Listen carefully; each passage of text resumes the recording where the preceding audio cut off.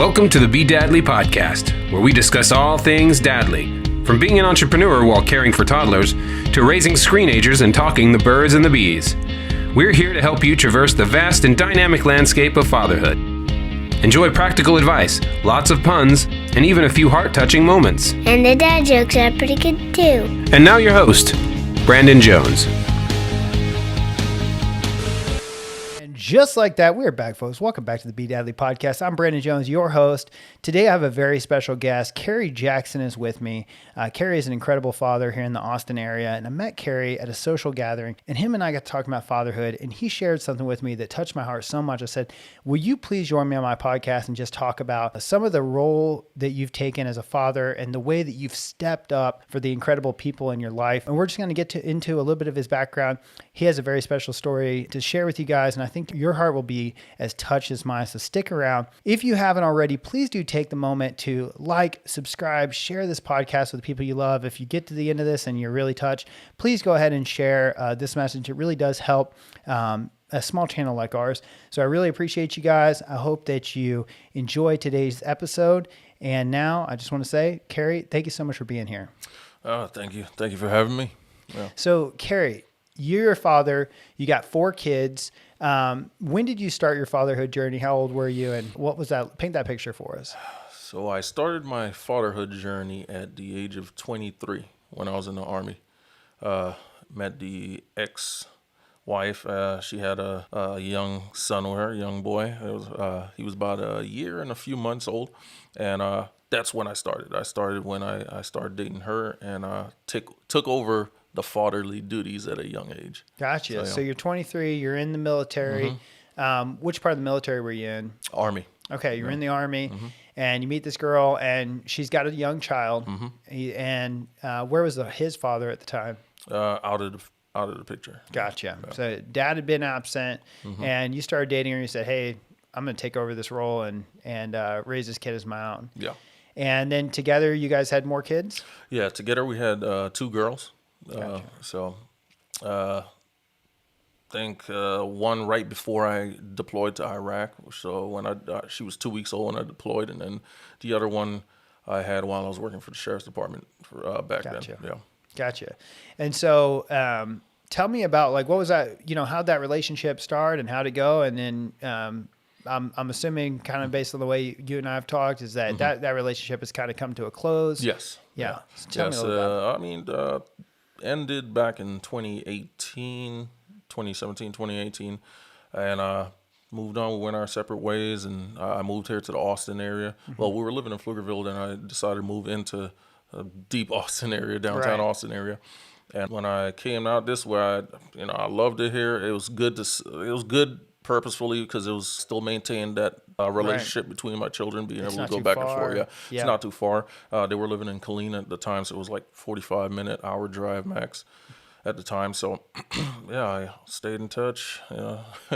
Being a good dad, you got a lot of fathers out there that something like that happens, they belly out and don't stick around. But I wanted to be one of those dads because I grew up in a home where I had both parents, both mom and dad were in the picture. So I wanted to be there for my children as well.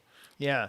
And I remember, when you and I were talking, I was asking, hey, you got kids? You said, yeah. And I said, tell me about your kids. And you told me about your kids. And then at one point I found out through our conversation that that first child that you spoke of, even though you guys had separated, years later, that kid stayed in your home. When you and mom separated, this wasn't your biological child, but he stayed with you. Yeah, he moved in with me, I think about a year and a half after. So he moved in with me for his sophomore year of high school. So we were separated when he was in 8th grade, so he stayed with mom 8th and 9th grade, then came in with me his sophomore year, and then for his junior year this past year, for first semester, I should say. First semester of junior year, yeah. I remember thinking, man, that is amazing that you have a child. It's not your biological child. That relationship has ended, and they live with you. And so you've kind of pointed out to me now a couple of times that he's your kid. Yeah. He's my son. I raised him since he was still in diapers. So yeah, he's I I've been there. I've been his dad. I've been in his life the whole time. So, Will you tell me a little bit about what it was like to traverse that? I mean, obviously, it was very little. He didn't necessarily ever know his dad, and so he always probably knew you as dad. But at some point, at what age did he find out that you are actually not his biological father, and what was that like for both of you?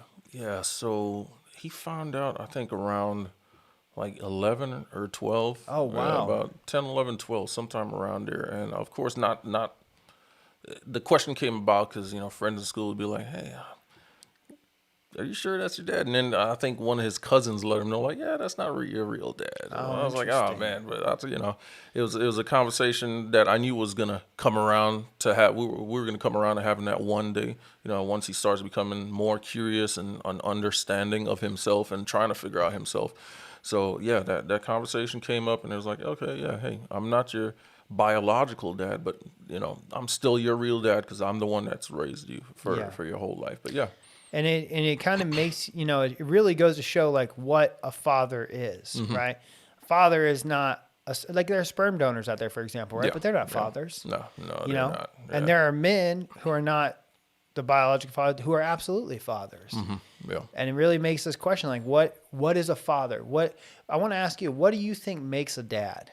What makes a dad, I'd say, is even if a child comes into your life and they're not yours, you still treat them as if they're yours, no matter what because you're there with them for the good times, the bad times, the highs, the lows. And I mean, you got to be a good example, of course, for just children as well. There's a lot it's a lot. I won't lie. It's a lot to being a dad, especially, people take for granted being a dad. Those sperm donors, for example.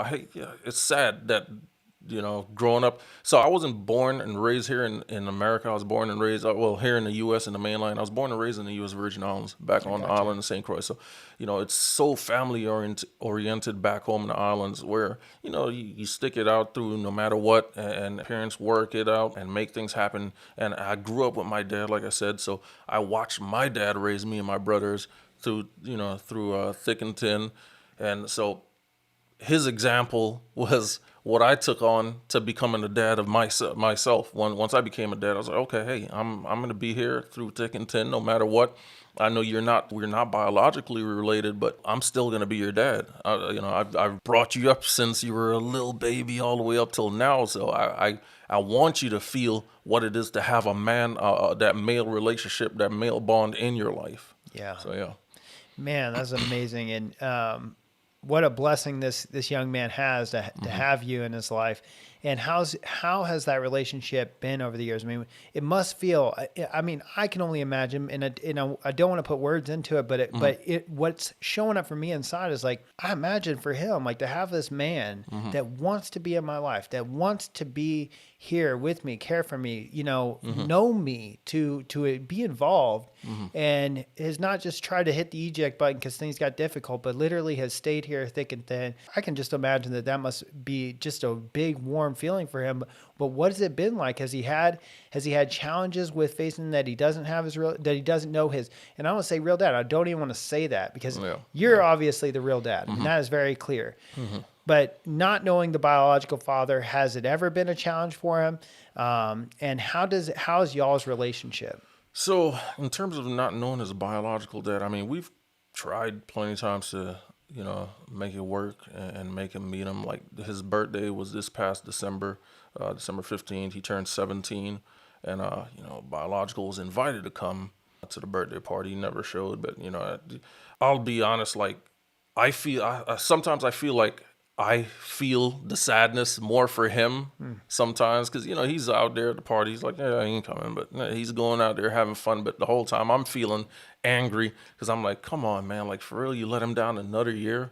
Like, come on, man. Like, in terms of his feelings, I don't know what's going on inside his head in those situations. But he's a teenager, so teenagers will shrug it off. Like, yeah, okay, you know what? But I don't want to push too hard to make it seem like I'm trying to make him get emotional about the situation. I'll wait till he's ready to express that part of his life to me. Yeah. Whenever he gets older, But in terms of me and him, our relationship is awesome. Our relationship is awesome. I mean, we talk a lot. As a matter of fact, we were just speaking before I jumped on the podcast, and talking about his future, his plans, and all that, what he wants to do when he gets older. So yeah, I mean, we have a great relationship. Yeah, I mean, he's been to every family function with people on my side of family. My parents treat him like their own grandson. My brothers treat him like their own blood nephew as well. So I mean, we have an awesome relationship with my family and him. Yeah, that's so beautiful. And obviously, I imagine that the sisters, I mean, they have the same mother. That's their brother. But even if he had not been their biological sibling, I mean, you guys grew up together. These kids have been through it together. Yes. So what's been some of the more beautiful aspects for you in terms of what it's asked of you in terms of fatherhood? What have been some of those parts that you've had to develop? Maybe the parts of you that have been kind of called forth as you become a father. Yeah. As you become a father, because I mean, I became a dad real young, Right. 23. So I went from the party lifestyle all to one day's like, oh no, you got to snap in. You got to start being, picking up, being a good example, being there for your kids, being, doing things for them. I was like, man, this is completely different. I realized the bills that come along with fatherhood, the responsibilities that come along with fatherhood, and it was a drastic change for me once I took it on. But of course, I stepped up to the plate. I had to ensure I was doing what I had to do for my children, because at the end of the day, I don't want them to ever turn around and be like, he was never around. So especially once they hit that age of understanding, you definitely want to be around a lot more too, because you don't want them to grow up in the future regretting like, I mean, Dad was always busy. Don't get me wrong. Us as men, sometimes we do have a lot of busy times on our plates, but it's always good to make that time for your children as well too. And that's one thing I gotta say. They taught me how to try and manage a balance between my life and bringing them into my life. Right. So, yeah. Man, that is such a challenge that all of us go to. And it's such a common theme. I talk to dads all the time, and trying to manage that balance of, doing what you're supposed to do in the world, making sure that you're taking care of the kind of work you need to do in the world, balancing that with the quality of the connection that you have with your children. It is an incredible task. I feel like you always see these young entrepreneurs, or you see these young people talking about, man, I could do this, and I can create this, and I put in 80-hour work weeks and stuff. And I'm always looking at them like, I can tell by the way you talk, you do not have kids. The way that you're talking right now, it's obvious to me you have never raised a child. Exactly. I mean, it's good and easy when you have no outside responsibility outside of your job or whatever you're chasing, your goal. But at the same time, it's a lot of work. What are your goals for your kiddos? For my kids, my goals, honestly, is in terms of once they leave, while they're living with me, my goal is to ensure right now that all their needs are being met, and I love them having responsibility, personal responsibilities around the house, which also I have like an open door policy. I like to say like, come talk to me whenever you want to talk to me. So my goals with that is that way they can open up, not be afraid to express themselves to me about anything whatsoever. So that way I can guide them with whatever they want to do. So in terms of their goals. So I don't like to say my goals. I like to say their goals. My my two daughters live with me right now. So my 14-year-old and my 11-year-old, and my 14-year-old, her thing is, okay, Dad, I wanna start doing like a makeup channel and doing this and that, and I could sit there, well, hey, look here, I want you to do good in school, focus on school right now. That could be my goal, as a dad, because that's the kind of dad I grew up with. No, focus on school. Don't think about nothing else besides school. That's a dad goal. Yeah.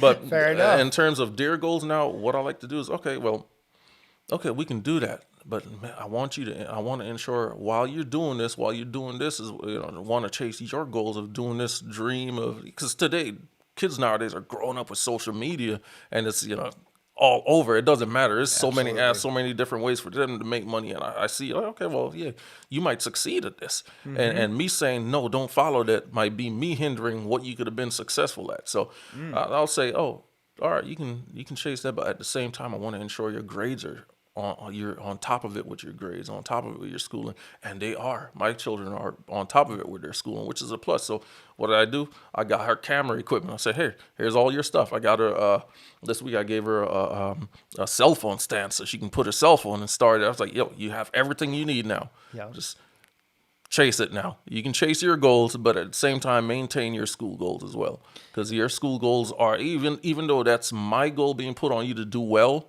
in school, that social media stuff is going to be your goal now that could possibly turn into a future goal that sets you up for your life. But ensure you still always having that education. And I love that you have the awareness that these kids have some very unique opportunities that's very easy for us to fall in the old way of thinking, the old traps. There are such a variety of ways creatively today that kids are making money, and kids are coming up with these amazing offers and value content that then connects to different things, and they get it. Yes. They get it a lot quicker, I feel like, than some of us, because it's not a traditional model. It's completely different. Whereas when we were growing up, it's like, hey, you got to go to college. You got to get a college degree. You got to go this route or that route, because those are the better paying routes. Versus now, a kid can go on TikTok, make a little dance, and boom. Next thing you know, they're getting millions of followers and getting brand sponsorships like this for no reason. So I mean, it's so much easier for them to come up. Like even on our ride home from after I picked them up from school yesterday, she was telling me of all her things that she wanted to do, in terms of social media stuff. Oh, I want to do this, and this will help me do this. That'll help me land this brand deal, and then I could start working on this. I'm like, yo, that's pretty smart. Some things I was like, I'm sitting there in the car. I got home. I started writing some of the stuff down. She told me, like, man, I could possibly apply this to my business model as well. I know exactly what you're talking about. And then my son, like I said, we were talking on the phone before I came in here and started doing this. He was telling me something similar, because his whole life he'd wanted to chase football. Well, now he's putting that on the back burner, and now he's talking about chasing similar stuff, social media stuff, where he's going to be like, I guess, Twitch and I'm not familiar with the streaming stuff and all that like stuff. Kind of an entertainer. Yeah. So I'm saying, okay, well, son, hey, you know what you need to do. You got 1 year left of school after this year. You're a junior this year, so you graduate next year. So while you want to do that, like I said, that's your goal. My goal is for you to finish school as well too right now. But while you're while you're doing that, make sure you stay on top of your schooling as well. Absolutely. So that's my thing with my children. Yeah. It's hard today to make school relevant. Yes, it is. It is, because I went to college. I graduated with a degree in management.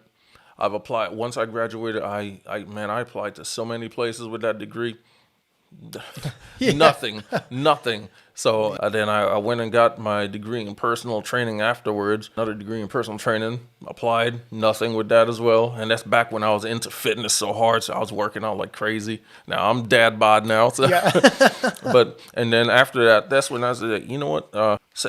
This traditional way of chasing life now is not even worth it. Like, a lot of people ask me, hey, do you think I should even go to school for, like, I turned around and ended up going to school for photography and videography. Right. And which is like a waste even now, because you can learn all of that on YouTube. Right. You can take an online course. Yeah, you can take an online course. That actually is from a really talented individual, possibly far more talented than the instructor you could have at a local college. Yes. You can go on sites like Skillshare now.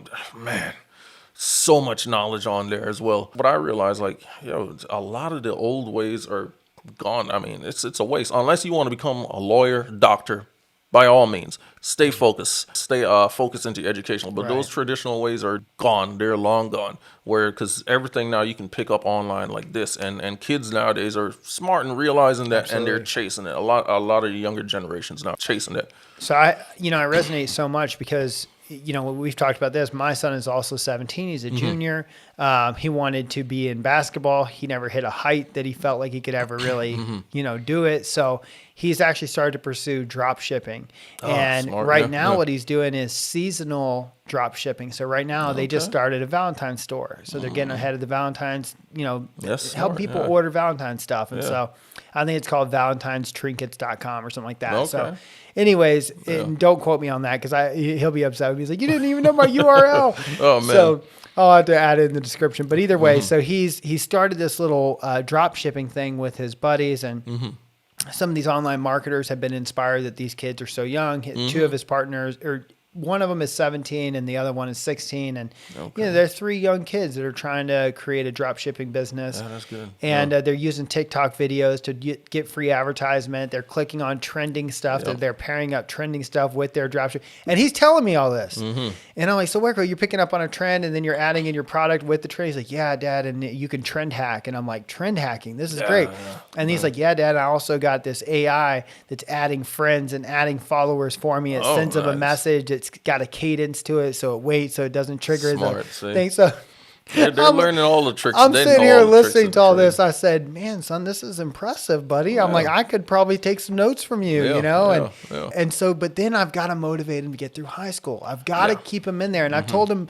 this is the only thing I've come up with. And I'm open to more ideas because it's like, how do you motivate a kid right now when these school systems, the way that they're set up, feel so, they feel so irrelevant to them, Yeah, right? yeah. And for me, what I've said is, I said, hey, here's how you got to think about this, bud.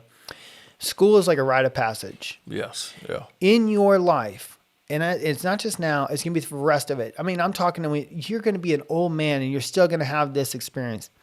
There will be things you don't want to do. You're not going to want to do them, but you do them because you need to do them. And you got to face them where you just say, I don't care that I don't want to do it. I'm going to do it. There are times where that is easier said than done, and where you just got to keep picking yourself up and pushing yourself through it. Yeah. But if you get past that finish line and you get to that school graduation and you get to walk out of there and you know that even though you really didn't enjoy it, you stuck it out and you saw it all the way through, you stayed committed, son, I think it'll be one of the most proud days of your life. Yeah. You've got to get there. And I said, I don't want to let you fail on that. So while I want to fully support your business, like we helping them write one page agreements and create an org chart and do some of the things I know how to do. While I want to help him get all that stuff set up, I told him, I said, I want you to see school through. Just do that part, and it's just so you can check that off. If you walk out of that and you just leave it, son, you might live with some regret. You might wish that you had just finished it out. And so you will. And I said, here's the deal. You don't need to be an A student. I don't need to be a straight A student. What I need you to do is do the best you can, put in the effort, show up, pick up your schoolwork, do the schoolwork, and just get done with it. Yeah. And a good thing about that too, about the whole school thing, it teaches them not to quit if they finish. Because if you got a lot of kids that have grown up, cut out school and made it successful, but that's a very small percentage of the world. That's how I feel with my children. Like, okay, hey, finish school, because at the end of the day, you can quit at chasing, at trying to. Well, I'll just make this as an example: a little jewelry brand, because they ain't pick it up or anything. You can quit that, but never quit out on your education. Because I mean, even yes, they learn a lot of things in school. Like my daughters had that conversation with me the other day. I was like, we're learning all of this math that we'll never ever use, like geometry, algebra. I'm like, yeah. Honestly, when you become an adult, you're only gonna need to know addition, subtraction, multiplication, division. That's it. The basics. That's all you need to know. But past that, no. I mean, it's still good to have that educational background, which teaches you, okay, I made it through this and I didn't quit and I succeeded with getting my diploma, my high school diploma. That's a great thing to have them go through, because I won't like my parents were both both dropouts. They both dropped out in high school. So me going to college and finishing and graduating, I was the first in my family to have a degree. Amazing. So, and then of course I went on and then turn around, and now I'm the first in my family to be have a business. The first in my family to have my videography business. So it's like, I feel more accomplished. I mean, don't get me wrong. My parents, my dad is very accomplished. He one of his old school stuck. Even though he didn't get his degree, he went and got a GED, and then from there he became a fireman. And from there he became a sergeant, lieutenant, something like that in the fire department. Then retired after doing 20, almost 30 years on the department. So he showed me also not quitting. Right. I mean, you may quit, but get back up on your feet and go chase after it and go get what you want in your life. So that's my whole thing when it comes to education with my children, teaching them, hey, don't quit at this. At least finish this one thing out, and then, hey, you can chase everything else in your life that you want to, and keep that same mentality of not quitting. And if you don't succeed, guess what? It's not the end of the world. Yeah. You can always pick up and try something else and give it all at that as well. So Absolutely. You know, it's funny. It's hard for me sometimes because my son knows that I dropped out. I dropped out when I was in school and left home early, and I had a very different environment than he did. You know, where I lived was very different. He lives in a beautiful area outside of Austin. You know, he's in a great neighborhood. He has a fantastic school. He's got tons of friends. That's good. Incredible opportunities, great people to hang out with, lots of people around him that he could pick up as mentors. Some of these kids' fathers are extremely successful, just great people to be around. Yeah. Man, I lived in a town of 980 people in the middle of East Texas, in the middle of the sticks. Yeah. And when I say 980 people, 30 of them were kids. You know what I mean? Like there was almost there was like no Hardly any kids, you children know? now, And man. so when I left, I felt like I had a lot of reasons to leave. You know, I just didn't have any opportunities for me. Yeah. And that's not the same case as my son. I told him, I said, had I been in an area like you're in, I probably would have finished school. I probably would have stuck it out and, hey, you know, I just grinded it out. But I had a different experience, and I want that for him. I want him to see it through because I had to learn the hard way how to recommit. And I've talked about this on the show before, but there's commitment, which is important because you got to get started, right? I'm going to commit to this thing. But what I have found in my life now that has really been important to me is to recommit. Yeah. Because every single day you are going to be faced with some kind of adversity, some kind of energy that says, I don't really want to do that today. I don't really want to pick it up. I don't really want to do this. And I found when you recommit, that's where the energy really is at. That's where things start to show up for you. You know, it's right on the other side of that line where you're wanting to quit.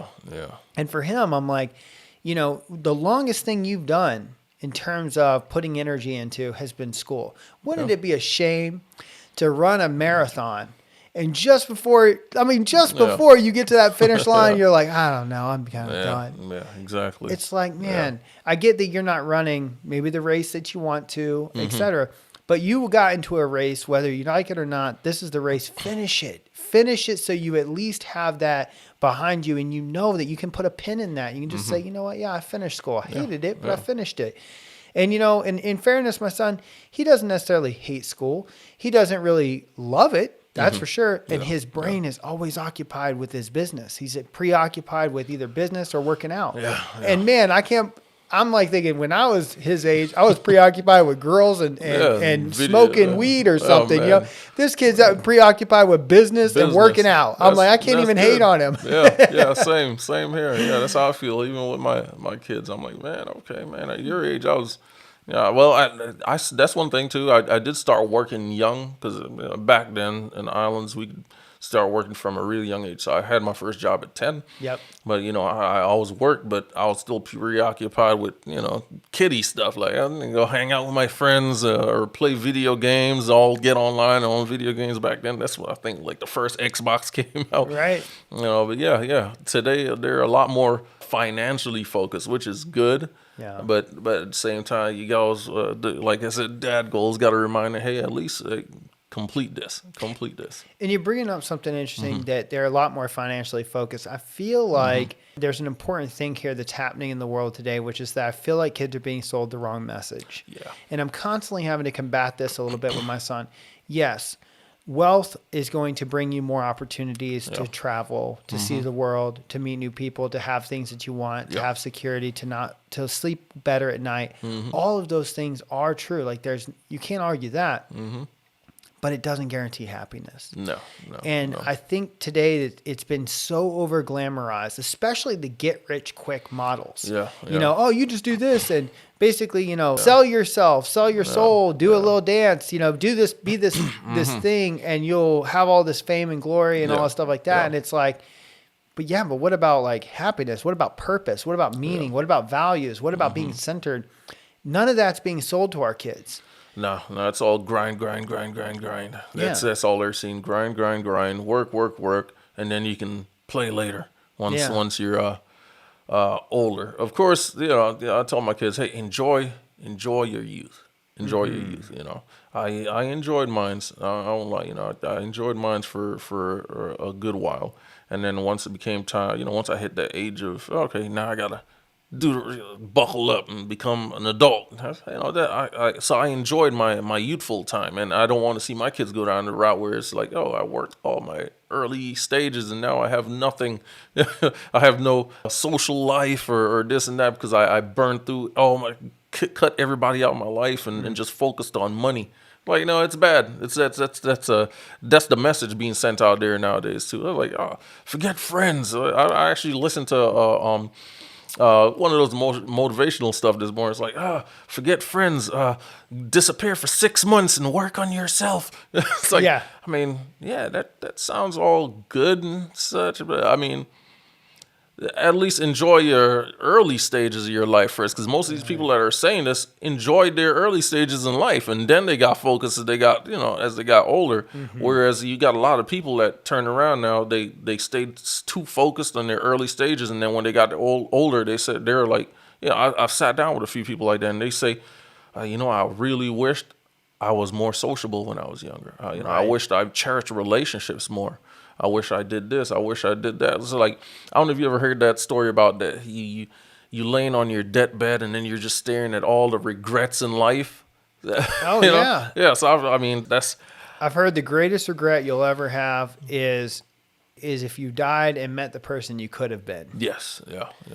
And it's like, it was, this, so there's a couple different things that have shown up for me. Number one is there's this great analogy within the Greek mythology about Hercules. Okay. And see, I think that in a way, the world is positioned in kind of this way. And I remember I was taking a course called Optimize to become a certified Optimize coach. Okay. And it was a really great material. And Brian Johnson brought up this story. And I didn't even really know the Hercules story. I knew a little bit, right? Like he was born of a half of a woman and of a deity. And so he had some godly powers, but he was also, right, man. But what I didn't know is about this story about Hercules being on the path. And Hercules is on this path, and there's this woman who's really made up. She's got makeup on, she's jewelry, she's kind of, her body is just kind of made up. And she's not beautiful, but she's making herself look beautiful, right? So she's kind of faking it. Yeah. And this person is kind of made up, and she stops Hercules, and she says, "Oh, Hercules," and she tries to seduce him. And she says, "Hercules, if you go with me, you'll have all the wealth in the world. You'll never have to work another day in your life. And you can enjoy the riches and the abundance of what the world has to offer without ever having a hassle. You can be a king. You can be this wonderful thing." And there's this energy in that where it's like, well, that's kind of what we're selling today to these kids and to the youth and through all this stuff. It's like, oh, you can do this without ever having to work. You can retire in your 20s. You can have all the abundance in your world. You can have all this. It's like this cheap path. And then what happens is Hercules kind of feels the intention of this woman. So he moves past her and he continues down the path. And the next he comes to a woman who's more natural, more put together. She seems to be a bit more of a humble in nature, but she has this beautiful quality to her. Even though she's natural, there's something beautiful about her. And she walks up to him and she says, "Hello, Hercules, I will tell you the truth. If you follow me, you will have a path of hardship.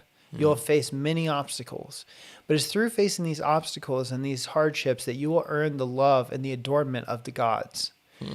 And obviously, throughout the rest of the stories of Hercules, we know that Hercules went with the second woman. Yeah, He went with hardships. he went with hardship, but he went with purpose.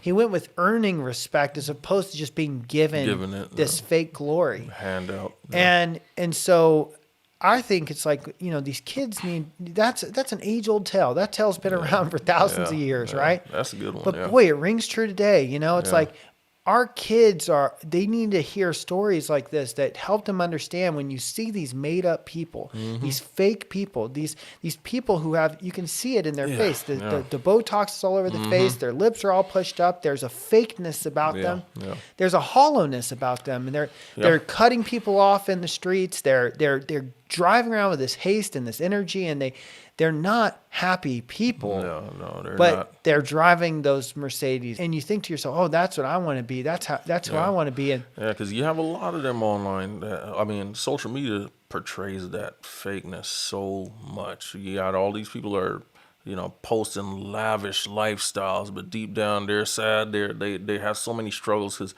a couple of years ago, I went and did a celebrity shootout in L.A. And oh man, I was witness to that. So they're online. These people they show so much, and you're like, man, this is nice. They're living the life. And then you go there, I'm there shooting celebrity games here, this game, and then going to parties, and then at the end of the day, it's like, damn. You finally get to see where they stay. It's like, right, this is not what you post on Instagram. Right. This is not what you're posting on. You're not showing this on social media. Hey, man, you think you got some gas money, man? I'm like, what? I thought you were rich.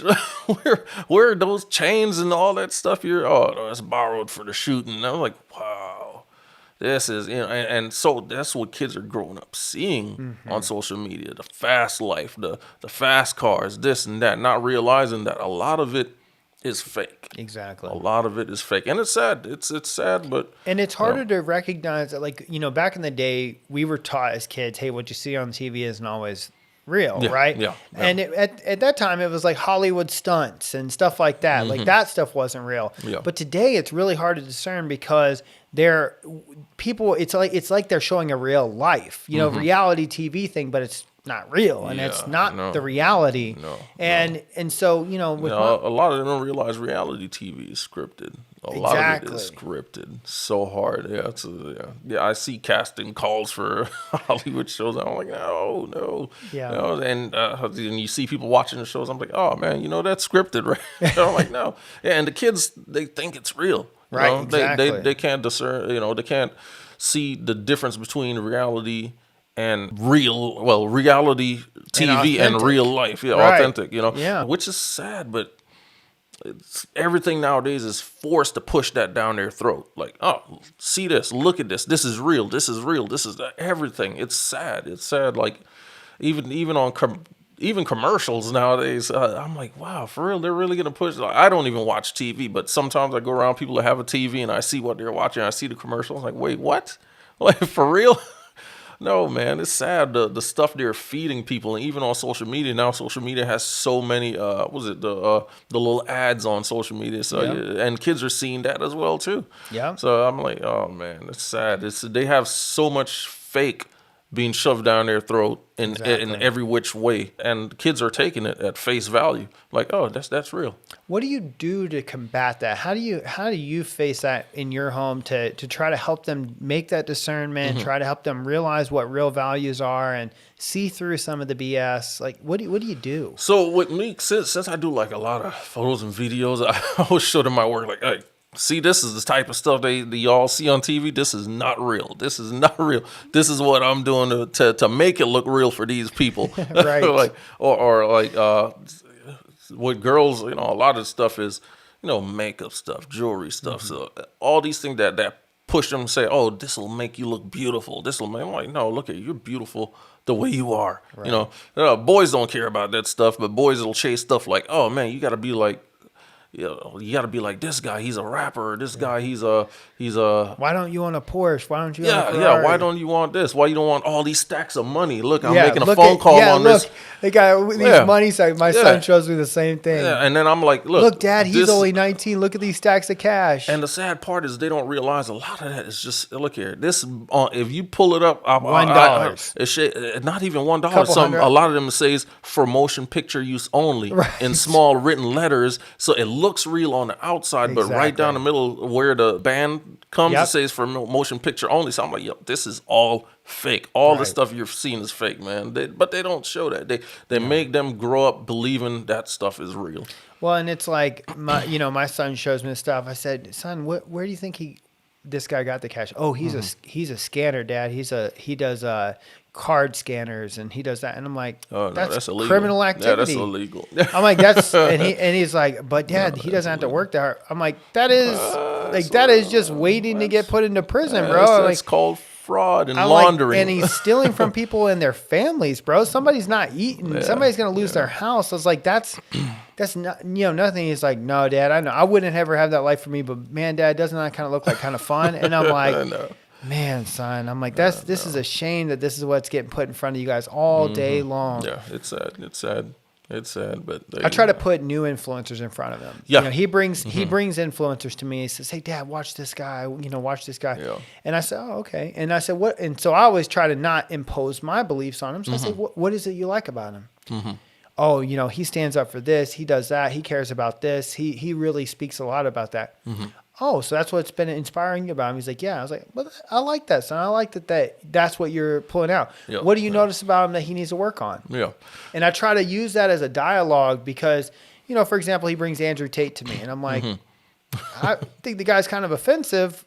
Tell me about why you like him. I mean, there are things he's brought to me. I go, yeah, that sounds pretty true. Yeah. But then there are other things I look at myself and I'm like, you're cherry picking what you want to bring to me because that's pretty offensive. And it's not that I don't believe the guy should be canceled by any means. Yeah. I don't like that at all. Give people a option to choose. Pick Yeah, and choose. you don't have to listen to him. You don't like him, move on. But I asked my son about why he likes him. And he shares, and I said, hey, I appreciate where you're coming from. If that's what you like about him, I kind of resonate with that. I like that, son. What do you think he could work on? And I'll kind of pitch that to him so he can say, well, I think if he was going to work on something, and my son will tell me some really good, reasonable things. I said, I agree, man. I agree, son. I like that. Hey, have you checked out this guy? And I'll put Alex Hormozy in front of him, or I'll put I'll put some of these other guys in front of him. Like, check out some of these guys because you'll find a lot of truth in there, but you also find a lot of refinement, a lot of personal development, a lot of work. Not saying that Andrew Tate hasn't done that. I'm just saying that that's not the stuff he's putting out that I see a lot. Yeah. So it's a world that we're in right now. We're raising teenagers. Yeah. And you got to combat social media. Yeah. Yeah, that's the world today. Because social media is now where they get all of their information from. It is. Information is, it's feeding information for all types of topics from all types of people, and that's honestly, as a parent in today's society, that's our competition. Absolutely. Our competition to raise children now. It is. How do you get away from, because social media, one of the things about it has this addictive nature about external validation. And they know it. They know they put the way that the notifications pop up, the way they click. It used to be back in the day, you would only get a notification if somebody did something on your page. Today, you get notifications if something happens on all kinds of pages. Yeah. But, how do we help our children? How do you think that we help our children with this external validation piece where they're looking to the outside world to validate if they're beautiful, if they're likable, if they're, who they are? How do we work on that? Yeah, that's a tough one, especially with girls. But one thing I love about my daughters is they have kind of my belief where I tell them, like, look here, I don't care what anybody thinks about me. As long as I know I'm doing right, and I'm doing what's best for me and my family, then I'm going to keep doing it. And I won't care about outside factors. And now my daughters have that same type of attitude where, okay, yeah, I'm don't listen to what people say. I mean, you can. I mean, if they speak good, but always remember, there's a way you can have an objection. Don't be a yes man, yes woman. Just always remember, you can have your own opinion as well towards everything. Right. And that's one thing I love. I raise my kids to be opinionated. Like if we choose, like have options. Hey, what do you want to do today? Oh, I want to do this. Okay, what do you want to do today? All right, we'll try. I give them the option of choice. I think that's what helps a lot in terms of ensuring that they can pick and it lets them know, oh, I can pick and choose what I want to do, who I want to listen to, who I want to take information from, and when it comes to social media stuff, that's especially, you see a lot of stories online where kids get bullied online, social media stuff as well too. That all comes into play because everything. The bullying is terrible. Yeah, it's so sad. And that's why I teach them, hey, tune out all of the noise. You're going to have noise, but remember with social media stuff. So like you say, you question them, you question your son on who he watches or who he follows. I always ask my daughter, so who you watching? Oh, they'll tell me, oh, I'm watching this girl. Oh, okay, what is she talking about? What's her topic? Oh, she does this. Like my 11-year-old, she loves gaming. She calls herself a gamer girl, That's great. So I always ensure she's watching, good stuff. Right. And she watches, and she does. She watches a couple gamer girls that all they do is talk about gaming. And that's good in terms of that fact. But, of course, as she get older, her things might change, what she wants to change. Yeah, but, I'll still try and ensure I'm learning who they're paying attention to, learning who they're watching, just so I can ensure, like, if they have something that comes across where it's like, it's questionable, we can sit down and talk as to why are you watching this? Why'd you pick to do this, or why'd you pick to do that? But yeah, one thing I do love is the fact that my kids, they all, even with my son, he watches, his thing is football. He watched a lot of football, but now he's getting into, like I said, the Twitch stuff, streaming stuff. So, and it's all gaming towards like football stuff and Call of Duty stuff. But, social media stuff, you can't sit there and say, oh, I ensure they watch this or watch that. It's hard because they can they can watch one thing when they're with you at home, and then when they're around their friends, they're watching whatever they're watching out there in school, and that's you can't keep track totally with that. But absolutely, it's a total uphill battle in the world we live in. Even if you take away their interfaces, when they go to a friend's house, they have other interfaces. I mean, it's almost impossible. And I've tried to help my boys discover their own values, by asking them, what is it about that speaks to you? Why do you like that? What do you think about that is valuable? How could you embody that? Do you want to live like that? What is it about that that you think needs work? Where could this person benefit from some personal development? Where could this person benefit from maybe a little humility or maybe a little bit more refinement? How are you going to live like him, but also different than him? What would be those differences? And really trying to help them. And for me, it's been questions, just like you said. I give them options, and I ask them, what do you guys want to do tonight? I think asking our children how they feel about things, giving them options, doing this more ask than tell. Sometimes you got to tell. That's fine. But there are other times where you need to do a little bit more asking so that it comes out of their own voice, so that it comes out of themselves, and help them get to those places from within, as opposed to shoving it down their throat. Because most of the time you do enough shoving, people, they get really good at tuning you out. And then on top of that, with the shoving, once they get of age, guess what? Everything you try to stop them from doing, they're gonna do it once they're out on their own. So it makes no sense. I'm pure. I won't lie. I'm a pure example of that. I grew up in a Christian household where it was like, don't do this, don't do that, man. So I was 17 when I came to the States, Massachusetts, and man, all that stuff. I was I gotta go see what that's about. I'm about to try everything they told me not to try. So and we all did that. Isn't that funny? So it's you can't stop them, but you can lead them. You can show them. Don't do this, don't do that. Gosh, that is such a good statement right there. You can't stop them, but you can lead them. Man, I'm writing that down. That is going down. You can't stop them, but you can lead them. You can lead them down the right path, but at the end of the day, they'll always choose their own path, whether they want to follow you or stray off. So, Kerry, this has been so wonderful, man. I really appreciate having you on. We're going to have you back on the show. No problem, yeah. No problem. Did you enjoy today? Oh, I enjoyed it. I enjoyed it. Yeah, for sure. This is probably one of the most important things we can talk about, right? Fatherhood. Yeah, It's just got to be, it's so foundational in society. We are talking about the fabric of society. That's within our homes. It's within our family construct. And for me, it's one of the most important things we can discuss. Yeah. Yes, it is. It is. And one thing I will say I'm glad I do with my children too is because, I got 4. So, one thing I always tell them, hey, remember, because I can pass away any day. God can wipe me off the face of the earth any day. Of course. So at least be an example to your younger sibling, at least be an example to your younger sibling. That's one thing I put on all of them because, I spoke today highly of the 3 older ones. I do have a younger one. He's 9 months, about to be 10 months this weekend. But, and that's one thing I love too, the fact that now, they're all 3 like, okay, we're this much older, but we want to be a great example to our baby brother. And I love that. You've given them a vision. That is, I am 100% using that with my oldest sibling, and he wants to be, but really framing it up that, hey man, I might not be here. Yeah. And if I'm not here, please be a good example for your younger brother. He needs you. Because at the end of the day, I mean, they look up. The younger siblings always look up to the older ones. They always do. And sometimes from a competitive standpoint, because they're like, you're doing this, I want to do this better than you.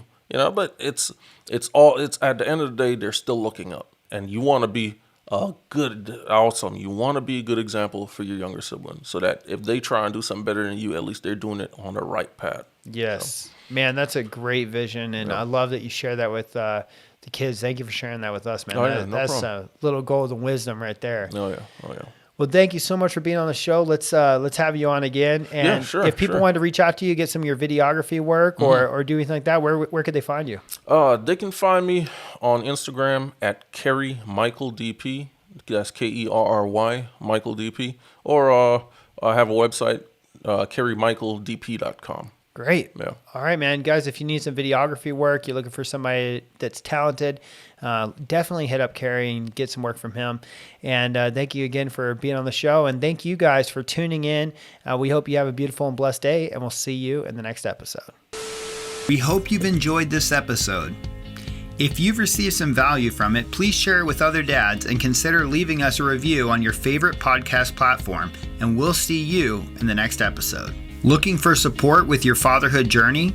Go to bedadly.com and take our Dadly Disposition quiz and learn helpful insights on how you can overcome power struggles with your kids.